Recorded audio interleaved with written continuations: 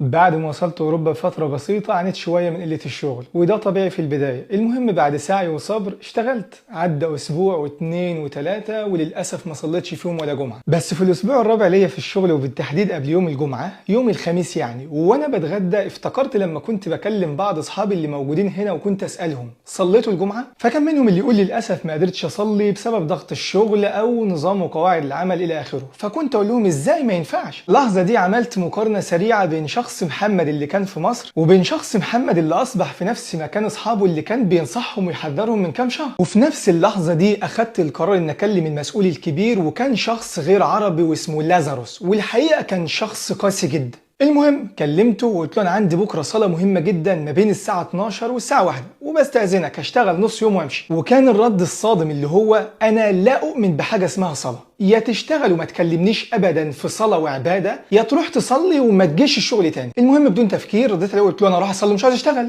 قال لي اوكي روح. المهم عدى اليوم ودخلنا في نهايه الاسبوع السبت والحد الويك اند، وجيت كلمت المسؤول التاني بعد لازاروس على طول يوم الحد بالليل، وكان اسمه يرغس. الصراحه كان بيعزني شويه وبينه وبينه كلام بسيط في الاسبوعين اللي اشتغلتهم معاه. عملت نفسي عبيط وسالته هنتقابل بكره الساعه 7 عند الشغل كالعاده؟ قال لي للاسف يا محمد لازاروس كلمني وقال لي انك مش هتشتغل معايا تاني. اوف. عدى يوم اتنين تلاته دخلنا في اسبوع ومفيش شغل، اعمل ايه؟ كلمت لازاروس قلت له انا اسف، انا فعلا غلطت وما كانش ينفع ولا يصح ان اعمل اللي انا عملته، لازم اهتم بالشغل واحافظ عليه على حساب اي حاجه. قال لي برافو عليك، عاوز تيجي الشغل صح؟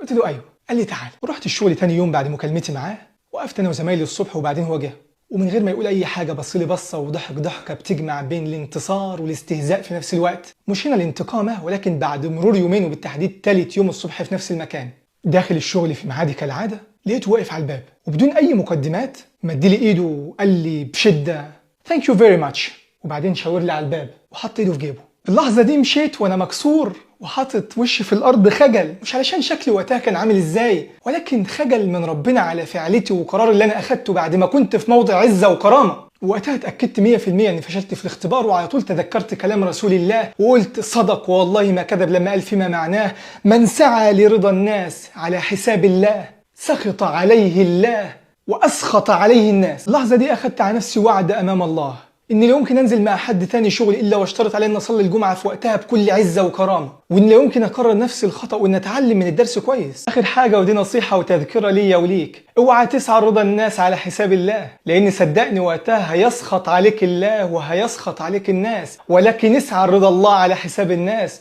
ووقتها صدقني هيرضى عليك الله وهيرضى عليك الناس.